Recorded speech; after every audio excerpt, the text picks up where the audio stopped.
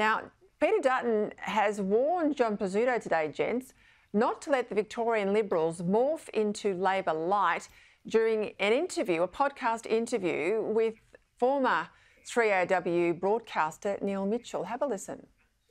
The Victorian Liberal Party should be 10 points ahead of what is a shocking government here in Victoria at the moment. I think there are structural issues. I think, as we've proven at a federal level, there's no sense being just a lighter version of Labor. I think you need to take policy differences. I think you need to show that you would take the state in a different but better direction.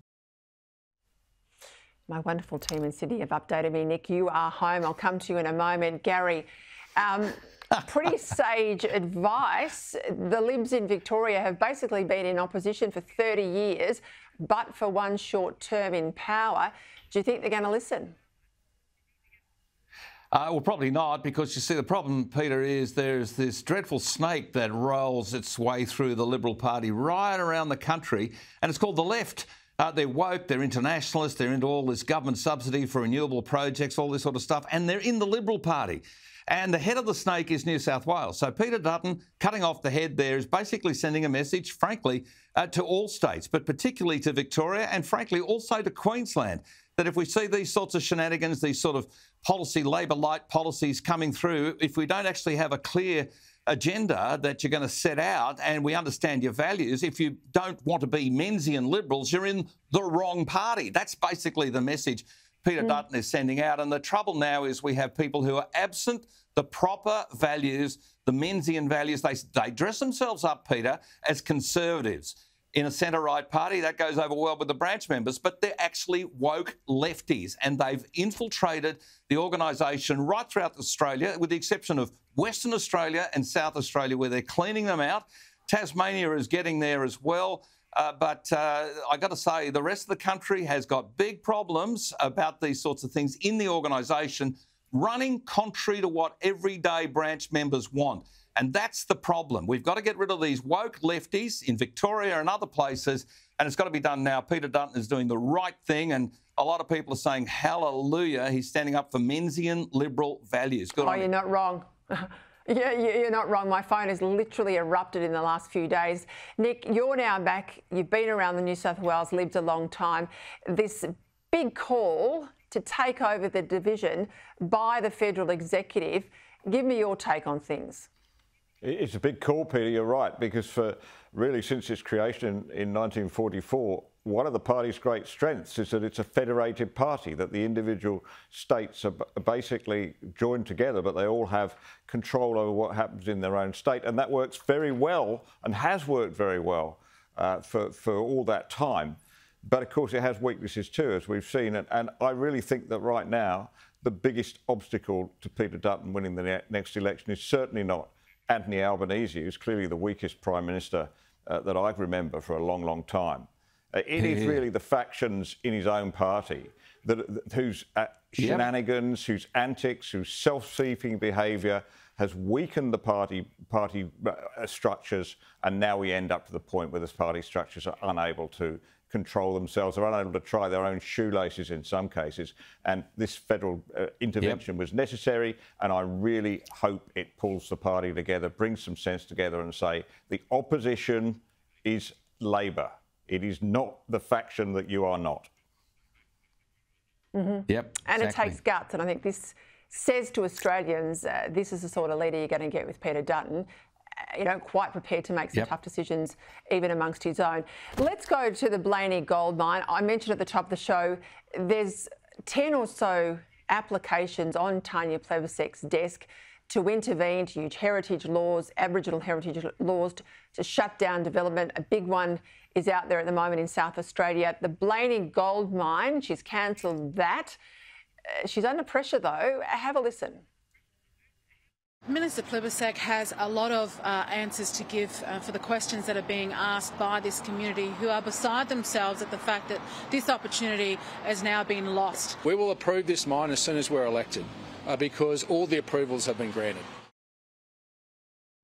Now, Gary, all credit to those MPs there, Littleproud and Jacinta Nampijinpa-Price, turning up, meeting with locals, getting the intel on the ground. That's what you want to see from politicians. And David Littleproud making the point, you elect us, we'll approve the mine. Yeah, a good point to make. But, you know, Peter, I'll put my hand up and say to you that I voted for the Environmental Protection Biodiversity Conservation Act back in the early 2000s. It was introduced to the Parliament as a way of making sure we met certain UN protocols. What it's been done has been weaponised by state governments all around the country, and this has slowed everything down. You can't get approvals for anything anywhere unless it's some sort of renewable energy project. Now, Tanya Plibersek is really vying for the honour of being the worst minister, which is really quite a title, but she is under pressure from the Greens. The Greens will fairly likely win her seat of Sydney at the next election. But what she's doing is killing off projects everywhere. In southeast Queensland, Toondah Harbour in the Redlands area, what that's done is completely wiped out about $11 billion worth of forward estimated infrastructure and further investment in the area. She's killing off this gold mine. She's got all these other things that she's trying to do, all off the back of what? Keeping the extreme green international socialist left happy. I mean, there's so many adjectives you can add to it, but Plibersek has signed on to it. And worse still, Peter, and this is the point, Anthony Albanese has no courage, no convictions and no values. And he is just simply allowing these ministers, her and Bowen and all these other people, to get away with all of this. He's not a Prime Minister. He's not even a Prime Minister's bootlace. You make the point that if it's a renewables project and gets the green light, everything gets swept away. I spoke to Katrina Roundtree last night. She made that point because it's the projects that make us money we're shutting down, but the projects that cost us money, that cause us grief, they're green lighting. Have a listen. There is also an Aboriginal cultural heritage sensitive area on this very farm. It's a little bit of a tongue twister to get out, but I hope that you can understand why the state government has already placed protections on this, and they are now being asked, step in, wipe it clean and let this be pushed through. Now, Nick, just as a quick update, she's managed to get an extension on that sham consultation process. It was meant to close on Friday. It will now run till Saturday, the 28th of September. There's the details, engage.vic.gov.au. Get onto that website. Speak your mind, please, Victorians. But this is the problem, and it's going to get worse, Nick, because we know the Climate Energy Council wants us to go even harder on these renewables to meet Bowen's targets by 2030.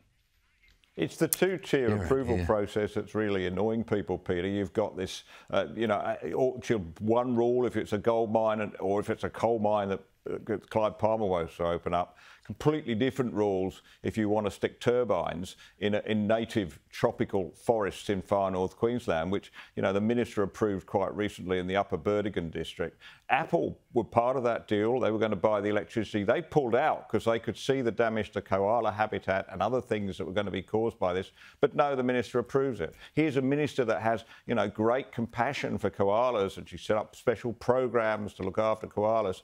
But she has approved wind turbine developments in Queensland that have taken out thousands of hectares of koala habitat. Shame. It's just absolutely the two standards that she applies are quite different. Chris Bowen too today announced 6 new big massive battery farms on their way. Every battery is the size of a shipping container, and there are literally going to be hundreds and hundreds and hundreds of them. So engage.vic.gov.au. Push back Australia. All right, gents, see you both next week. Great to have you home, Nick.